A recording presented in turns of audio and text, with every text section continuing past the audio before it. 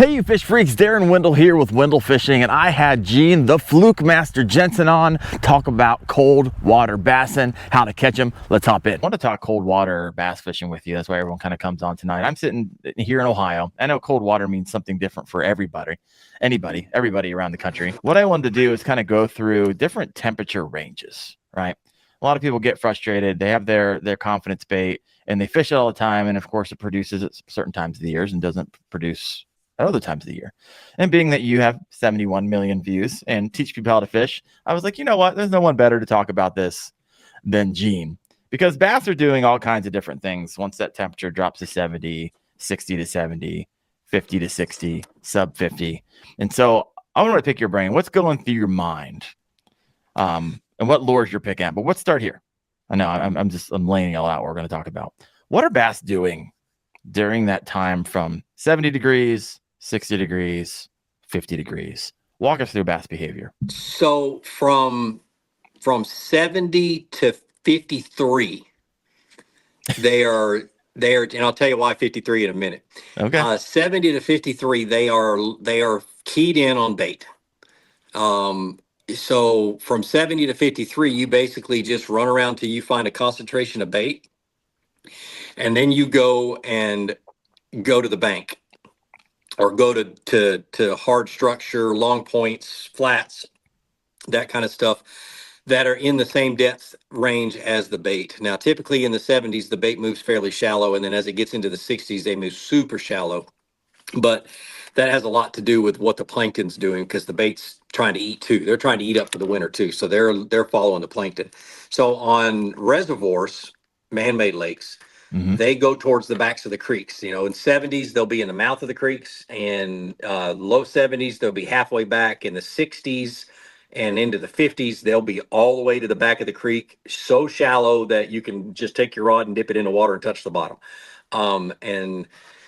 And they're going to be on cover, and that's when you're really trying to bump a lot of cover and a lot of whatever they're hiding in and around. You want to bump it with whatever bait, whatever moving bait. And I'm throwing moving baits almost all the time.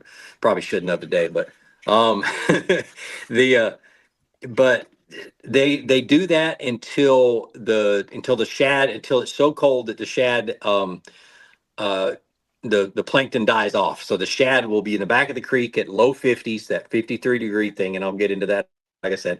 And then the shad's starting to move back out to the main lake for winter, and the bass follow right along with them.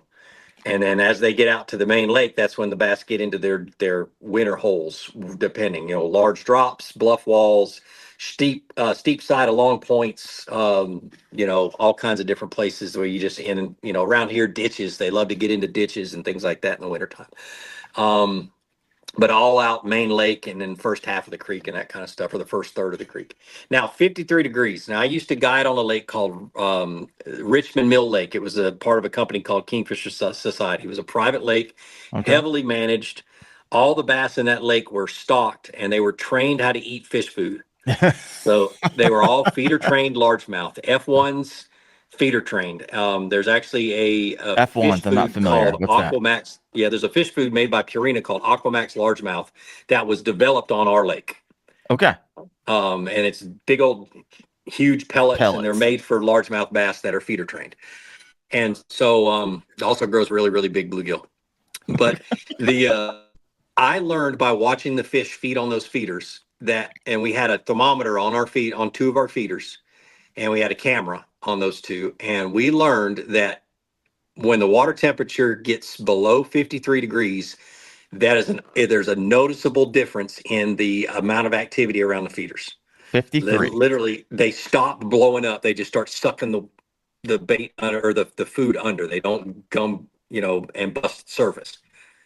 And that's when their metabolism starts to slow down, 53, 52, 51. And that's when they start to pull out and go into a little bit deeper water. So that's why I say 53 degrees. And it was every year. And so it's fascinating.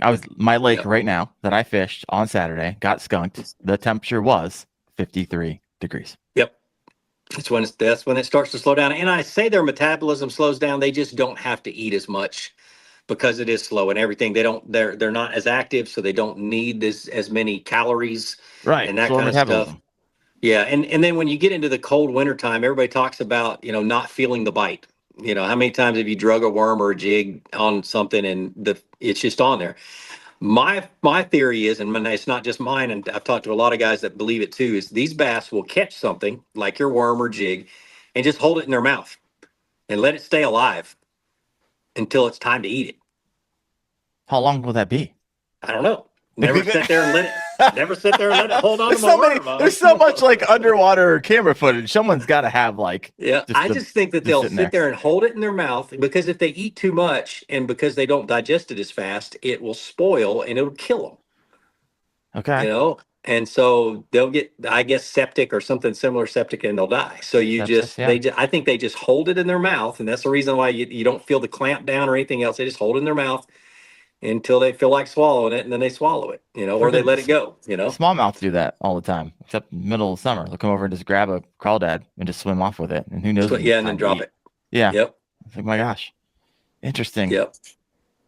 All right. Yeah, so. But that's, the reluctant that's winter in a nutshell. Just, bait fish, pay attention to the water temperature, and then on sunny days, concentrate on shallow wood and rock because that's what's going to heat up and they're going to pull up into those spots. Just don't expect much. One fish is a win. Oh, yeah. And hopefully, a lot of times they're on the larger size, not always. I was thinking, typically, this is interesting. So typically during the summer, when you come up to that stump or that whatever it is that you're going to fish, in the summer, you're going to fish to the shady side, right? Yep. Now, I always fish to the sunny side. I feel like they're going to be in that sun versus being on the shady. So you almost got to switch your brain, cold water, warm water fishing because, it's interesting. Their reluctance to strike 53 degrees. I never heard that before. Well, and not many people have the story that you have.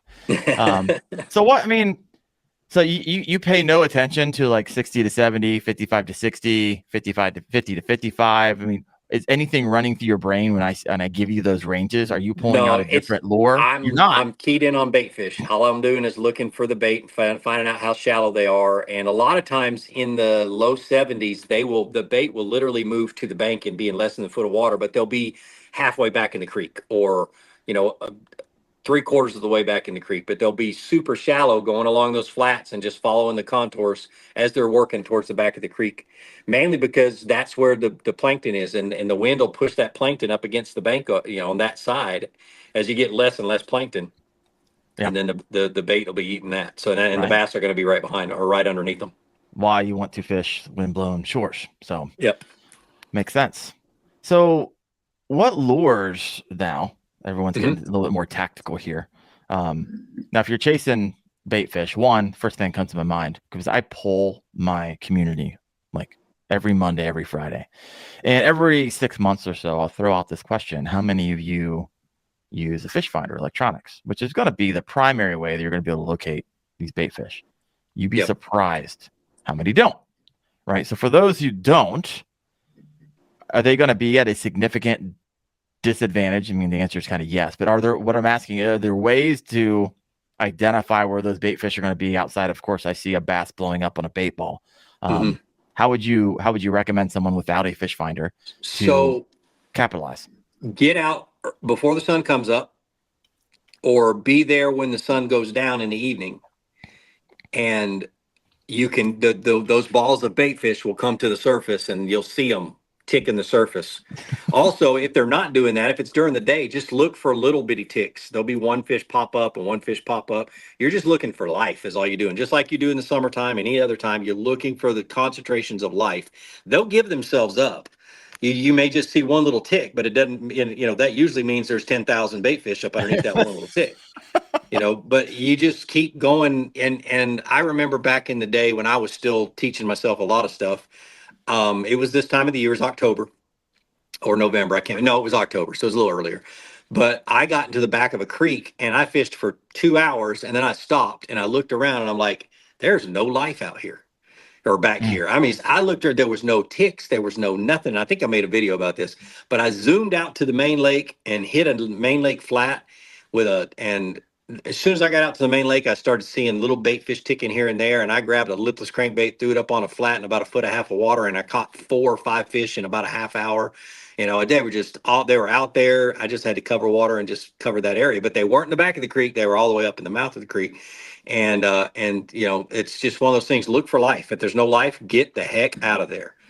It just get out. And with natural lakes like there are up north, just go into pockets, and go into shallow pockets and stuff like that. The alewife and all of the different types of bait fish you have up there, they still move shallow because they're still plankton eaters. Mm. And your plankton is going to move up into larger pockets and up into shallow water, even off onto shallow humps and stuff out in the middle of the lake. They'll move up super shallow. But pay attention to which direction the wind's blowing. Yeah. And if it's blown out of the south for 2 or 3 or 4 days, go to the north end of the lake and or north end of pockets and wind blown pockets and points and stuff.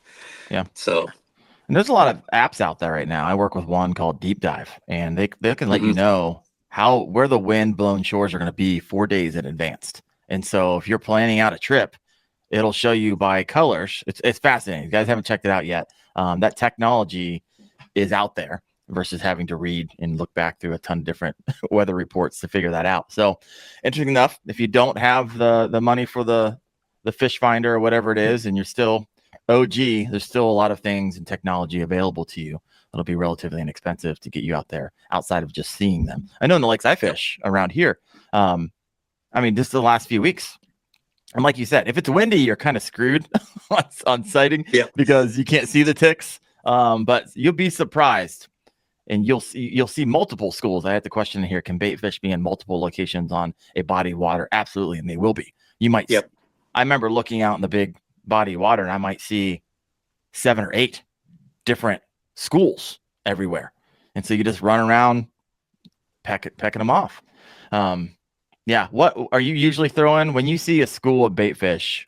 What's your go-to, right? You mean obviously spinnerbait. You just said lipless. It's going to be your bait imitators, but what are some other ones that you specifically use? Chatterbait. Yep. Any particular, like, get tactical, like specific brand? What's your favorite trailer? I go small, so I go to the Mini Max Chatterbait, which is okay. And I trim the skirt to about a 1/4 of an inch or 1/8 of an inch below the hook, so it's just a little smaller. And then I use the small minnows paddle tail. Z-Man minnows, like with a Z. Yeah, and they got a new one that I can't remember the name of it. Gosh, I can't remember. It just came out a few weeks ago, but it's got more of a flat tail. It doesn't have a paddle tail, and it's smaller. It's also fits the Mini Max really well. But I'll use anything to make it, to make it like a small bait presentation, because shad are typically really small this time of the year. Right. You can find those larger. Michael actually found one floating on the surface today that was a 4.5, 5-inch one. It's called a chatter shad, the small little trailer that I was talking about. And so, but he found a larger shad, and in the late fall and into the early winter, if you can find those big gizzard shad and those big threadfin, that's where the big bass are, especially on Gunnersville. If you find an area on Gunnersville that's got gizzard shad in it, you better be fishing it, because that's where the big girls live, and because that's what they eat this time of year. There's a lake near to me, and I didn't realize they were in there.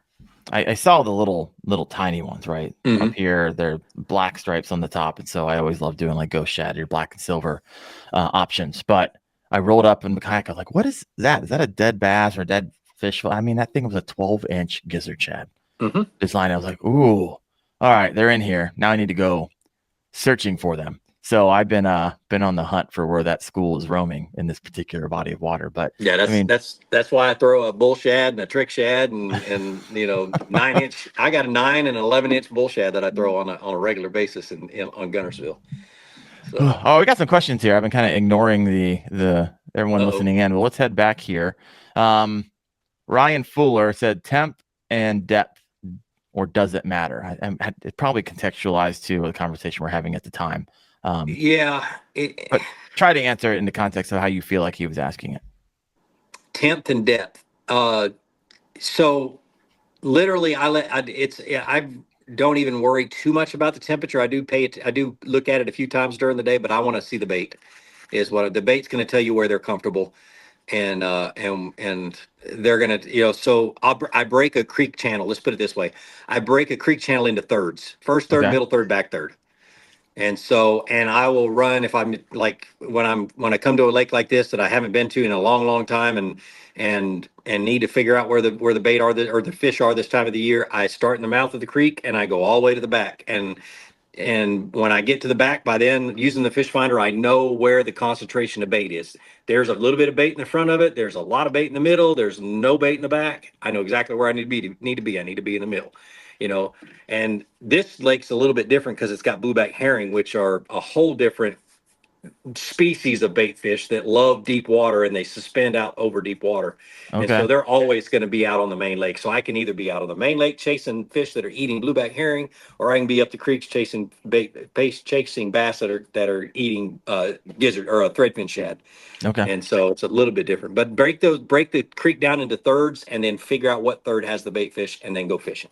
And then you can just So, go from channel to channel and channel. yeah, then you can go from utilizing creek, the creek, same. creek, Right. and it's all going to be about the same. Yep. Beauty of pre-fishing right there, folks. That's why it's so freaking important. All right. Thank you for that question, Ryan. Another question here from Thomas Seals.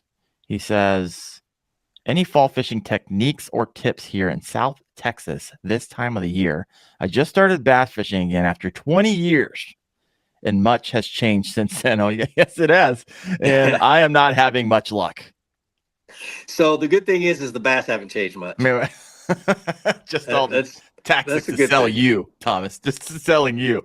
Yeah, that's the good thing is a bass is a bass is a bass. I don't care if it's they still act the same way. They still change according to the patterns and according to the weather and that kind of stuff. Um, one of my This is the time of the year I always try to have a fluke tied on. Oh You yeah. know, I mean, you and have to because almost. bait fish are shallow, the bass are shallow. You know, go in Texas, go up some of those creeks and hit a lot, find all the long points and hit the shallow part of the long points with a fluke or with a crankbait, some type of moving bait. There's no reason to drag anything unless it's dead slick, calm water. Mm. And then shaky head and a jig or something. That's because they get too good a look at your moving baits when there's no wind on the water, unless it's muddy or heavily stained water. So, but yeah, get a fluke, go shallow on those points back, heading back in the creeks and hold on tight. I gotta know, what is the Flukemaster's favorite fluke? White ice, Zoom Super Fluke. All right. That's what I throw. Religiously. Well, I don't have any other color flukes. I do throw the caffeine shad, the Strike King caffeine shad, when I have to work it really fast and keep it under, because the caffeine shad has a lot of salt in it, so it stays down a lot easier. Got it. One of the two. Those you stick with those colors as well. Do what? You're breaking up. No, you stick with those colors, right? That's it. Yeah. I'm still breaking. Yeah, you're still breaking up. It might be me. We're on Starlink. We're on Starlink. I'm trying to find a good, comfortable place to sit. It's okay. Your audio comes in. You're a little fuzzy every once in a while. For those listening in, you're like, hey, this sounds great. Yeah. We're good to go. Let me see if I can find a good light to turn on, and then I'll sit closer to the router that's right outside. So is this the same Starlink that you use to have internet on your kayak? It's not mine. This is Michael's, but yeah, I run one on my kayak. I have the little mini. Michael's got the bigger one. That's next level. What made you make that decision? I've been wanting to do it since I found out about Starlink. Oh, really? Before they even started making Starlink. Yeah, I was like, I would love to figure out how to put one of those on a kayak and live stream from my kayak on a regular basis. Yeah, and that's what you've been doing. And so I bought the larger actuated one, and then found out you could, but it would be very difficult to make it to where it would move around, where you could be mobile. You actually have to set that one up and let it find the satellites, and then if you move it, it tells you moved it. It has a little bit of, it gives you a little bit of a hard time. Well, the new Mini has what they call in motion, and so you're able to do that with the new Mini. And then I just literally just said, okay, I'm gonna figure this out, and rigged it up, and it's on my kayak every day. So the feeling of live streaming or being on someone's podcast and catching a bass at the same time. Please explain to me how that feels, because that sounds amazing. So I was live streaming when I caught that bass with 15 minutes left in the tournament. Were you for real? Yeah, I was on TikTok. I live streamed that whole day. I didn't live stream the first day because I didn't want people to Right. know where I was People at. around you. Second day is Yep. good, right? Second day I live streamed and I was on, and so it was really nice to have people to talk to when I'm all excited and stuff, you know? Oh yeah. And so Did not realize that. So you're live streaming. Is that typically where you live stream? Is TikTok? yeah, I do TikTok. I do Facebook every once in a while. I'm just trying to build up TikTok because that's kind of where the money is right now. And so yeah, I'm working real hard on that. So All right, got a question. Another question from those listening in. Bassin with Big Malone says, "What's been your go-to, always in your hand lure for this time of the year, and what may have been your previous normal bait this time of the year that's not working so much?" Double question there, Bassin. Yeah, I don't have a lot of favorites that I always hate. I always try to have a chatterbait in my boat, but I guess if you look at lifetime, it's going to be a spinnerbait this time of the year. Okay. I really have a lot more confidence in a spinnerbait in the late fall, early winter than I do anything else. I had two tied on yesterday on one on two rods, and so I hate that lure. I'll be completely honest with you. I know when I'm supposed to throw it, and I throw it, but for some reason, I used to hate it. I still do. Yeah, bring me over to the dark side, please. Throw it. I have been throwing it. Freaking nothing's eating the stupid thing. And bump everything that you can bump in shallow water. You know, that's the biggest thing is if you have wood, hit the wood. It'll come through brush piles, it'll come through rocks. And that's the reason why I threw it, not a chatterbait on Bistino, is because I kept getting it hung up on the base of those cypress trees, or getting a chatterbait hung up on wood. So I threw a spinnerbait. Okay. And so, and I throw in a spinnerbait, I got hung up maybe twice in a day, and with a chatterbait, it was twice every 2 minutes. You know, it was the biggest difference. And so, just throw it and bump into everything, and hold on because they're going to hit it. And this time of the year, I always have a trailer hook on. Because they short strike everything in the fall. You're going to get a ton of short strikes no matter what you throw. So, why did you hate it? It's because you didn't figure it out. I caught my first 8-pounder on one years and years and years and years ago. Start to love it real fast. And I loved it, and then I hated it again because I couldn't catch anything on it. And then some old timer said, "Dude, you got to be bumping into stuff. If you're not bumping into stuff, they don't hit it." And so, yep. So if there's not anything to bump into, then I don't throw it.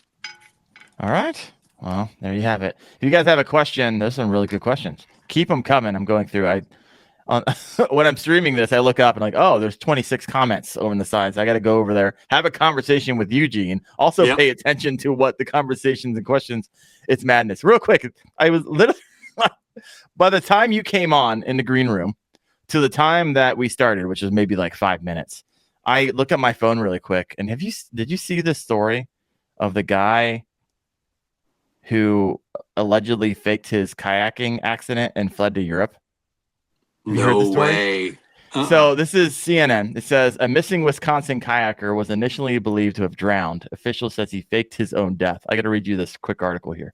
So his name's Ryan Borgwart, married, father of 3, has been missing since August after leaving for a relaxing fishing trip in Green Lake, this up in Wisconsin, an hour north of his home in Watertown, Wisconsin. Investigators now suspect the experienced kayaker faked his own death and fled to Europe via Canada. This is fascinating. Local and state authorities, along with volunteers, searched for the 44-year-old for 54 days, fearing that he might have drowned and his body was somewhere at the bottom of the lake. It goes on and on and on. It says after 8 weeks, the entirety of the Green Lake has been searched, and there was no sign of Borgwart. And on October 7th, he got his crew together. I think this is the police chief, my 3 detectives and my chief deputy, and we talked and said we have to go in a different direction. And the investigators suspect Borgwart did not drown, but seemingly faked his own death before crossing into Canada. And they say that they discovered that he's transferred funds to a foreign bank account, changed his email, and was communicating with a woman in Uzbekistan. And then in January, he took out a $375,000 life insurance policy. And so due to these discoveries and new evidence, they were sure Ryan was not in their lake. Uzbekistan? So you remember, you remember about 10, I guess it was 10 or 12 years ago that the preacher that predicted that the rapture was going to happen on October something or another Okay. of like I can't remember the year, '05 or I know it was later than that. But anyway, so that day, now Kingfisher Society, that lake I guided on, it was basically a private lake, and I was a glorified fishing caddy is all I was. And we had boats that were already there. They were bass boats, but they had electric motors, and then they had motor guides up front that were remote control. Mm-hmm. And so there was a big party happening on the bank. They had a big shindig that day, and the owner was a preacher, had a doctorate in philosophy, and he was a Methodist minister. Okay. And so he was there and everything else. And we had talked a couple of days before about the rapture and stuff like that. Well, I got this idea in my head that I wanted something I was going to do. And so we were fishing up the lake, and I took a pair of Crocs, a pair of pants, a shirt, and my Georgia hat, and I laid them on the front deck of the boat. They looked just like if I had disappeared out of my pants. Yeah, the and rapture everything came. fell down. You're gone. Yeah. So I put them on the front deck of the boat, and I jumped into another guy's boat around the corner and remote controlled the boat past the group of people that was on the bank.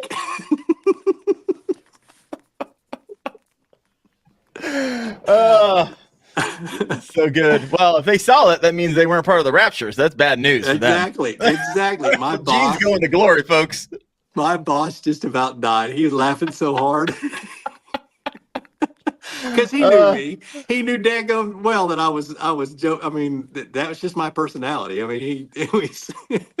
Oh my gosh. He said, he told me, he's like, Gene, I had to sit down. I couldn't stand up. I was laughing so hard. You're getting some smiley faces coming in from the comments here. Oh man, so it good. was wonderful. Got a question here. Yep. Got a question here. Coming in from Bucktail. You probably met him down in Knucklehead. He was down there. Welcome back, Bucktail. I haven't seen you for a while. We were chatting a little bit earlier today. I was like, where have you been? He's like, I'm getting back in the rhythm of things. Got a question for you, Gene. The wife is grilling me on my Christmas list. In your opinion, who has the best side imaging? Humminbird, Garmin, Lowrance. So with saying this, I'm sponsored by Lowrance, and I love their side scan and I love their mapping. And but if I wasn't with them, I would have Lowrance side scan, mapping, down imaging, and I would have Garmin LiveScope. There you go. And the reason being is because that Garmin owns that technology. They have the government contract on it and stuff.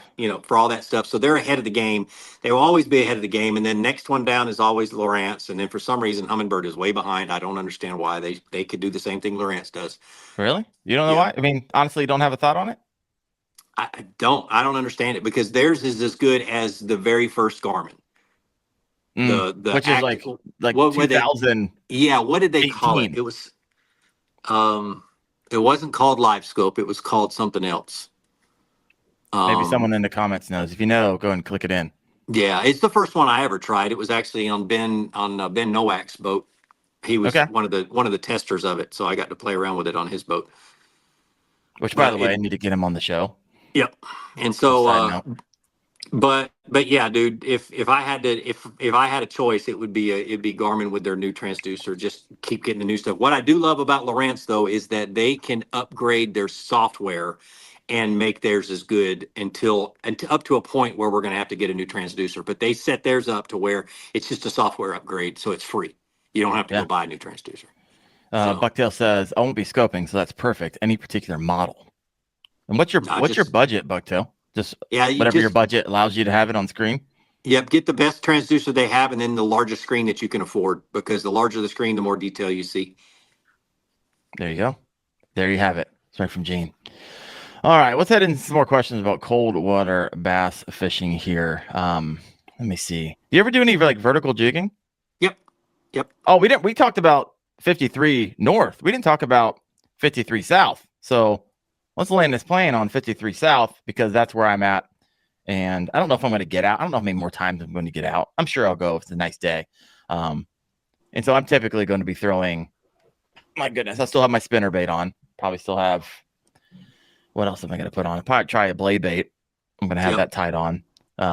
Potentially a jigging spoon. But what goes in your mind? They typically don't go far from the bottom, from dirt. Yeah, in the wintertime. And so your depth is going to be dependent on where they're sitting close to the bottom. A lot of times you can scan them and not see them because they're so close to the bottom. You know, people don't realize that fish finders are really good, but they can't see the bottom foot, or foot and a half or 2 feet, depending on the grade of the grade of the bottom. And so you can literally scan right past fish and not even see them. But if you throw something just over top of them, they'll come rise up just so you can see them on the fish finder and right back down. And so my buddy today, he called me up right before this call, and he was like, "Hey, just caught a nice 18-incher on a shad." And he was like, they're literally just like you said, they're on the bottom. It's like I was pulling that shad across, and 2 blobs just came up out of seemed like nowhere. Right. Yep. So they're down there. So I can attest to what you're saying. Keep going. Yep. So typically from 53 to about mid 40s, I call it a transition period, mainly because I suck at that temperature. Don't listen to the rest of this podcast. I think that they're transitioning in that period of time. At least out to where I want to be able to catch them is the worst thing. And so I have to get to where I'm kind of fishing in between. But I'm looking for, like I said, long points that have a steep side that typically a creek channel runs up against that side of the point. I'm looking for bluff walls, but the outside bend of the bluff wall, so both edges of a bluff wall. I don't want to spend so much time in the middle. The bass just want to be able to come up and go down without expending too much energy. So in order to come up and come down, all they have to do is just add air to their bladder and they float up. It's crazy how fast they can float up. It's insane. Yep, and they stay they stay close to the current. So the creek channels and the river channels and stuff like that are going to have more current than outside of the creek channel or river channel. Whether you can see it or not, doesn't make any difference. It's going to be there, and they're going to be sitting on that outside bend in those channels because that's where the bait will float by and anything else to eat is on that outside bend as it makes that turn because the current pushes them up against that outside bend. You got to think about it. They got to expend as little energy as possible just to open their mouth and grab something. They don't want to have to. They will jet up and grab something and come back down, but it won't happen very often, and they'll only do it once. And so that's when I start throwing a jerk bait. I throw a blade bait when they're on the ends of those long points or on deep flats and stump flats and stuff like that where I can cover a lot of water. What's your go-to blade bait? Oh gosh, a lot of people they swear by the 6 cents. I think it's called the slice. Is that right? I've never thrown the 6 cents. It's still too new. The ones I've got are 100 years old and still using them. The steel shad's a popular brand out there. I've been throwing a large one of those. Yeah, I've never fished. I've got some. I've got one, and I can't remember the name of it. It's made in somebody's garage. They do sell them on Tackle Warehouse. That I catch all my fish on, and I've got 2 silver ones and 2 gold ones left out of the 5 and 5 that I bought years and years ago. And so I've always done good. And they've got 4 little holes on the top, so you can adjust the wobble, the vibration and the wobble. Instead of typically they have 2 or 3, this one has 4 holes, and so a little bit more adjustment and that kind of stuff. I don't get all into that too much. I find one that I like, and then I just kind of fish it. I usually just throw mine in the middle, to be completely honest with you. I don't get too much into it either. Yep. All right. So here's a question for you. When it comes to kind of pause and hold tactics, cold water, right? Yep. I talked to some guys who are like, you got to wait 10 to 30 seconds or longer. It's like an underwater game of freaking chess. And so for the anglers who like to be on the move and are used to summer and moving left and right, constantly on the move, this could be a really tough time of the year for you if you can't be patient. How much stock do you put into that, or do you even practice that type of thing post 50? So let's go 53. Let's go pre-live scope. Okay. Because it took me back pre-2018. Right, but let's not talk about live scope till I get done saying what I'm saying. Okay. I don't hardly pause past 9 seconds ever. Okay. 9. That's pretty specific. Yeah, and because this is my um I don't like 10 seconds for some reason. It's just it's a superstition of mine for some reason. You know, No I bananas just in the boats. No 10-second pauses. Only yep, 9. just pump, just me counting in my head 9, boom, and then I'm pumping it again. I think I just do it on 10, as I just do it on 10. But see, I got superstitions that are really weird anyway. So, but going out We gotta there, say that. What are some of your other ones? we did that is all in conversation. So but I'll do a pop and then pause, and I'll start 2-3 seconds, and then if that doesn't work, 4 or 5 seconds, and then just keep going back. The colder the water, the longer I'm going to do it. But I'm talking about low 40s is when I'm looking at 8, 7, 8, 9 seconds. Okay. You know, and even into the 30s. But we don't ever see 30s here in Georgia. If we do, then we're not. Then I'm not fishing, because then we have shad die off, and you're not catching anything because the bass are sitting on the bottom with their mouth open. You know, the shad are just falling in their mouth. You know, so, but yeah, it gets down to the 30s and the shad start to die off. I don't even go fishing, because you're not going to catch anything. You're competing with stuff that's floating down in front of their face, and you're not going to do it.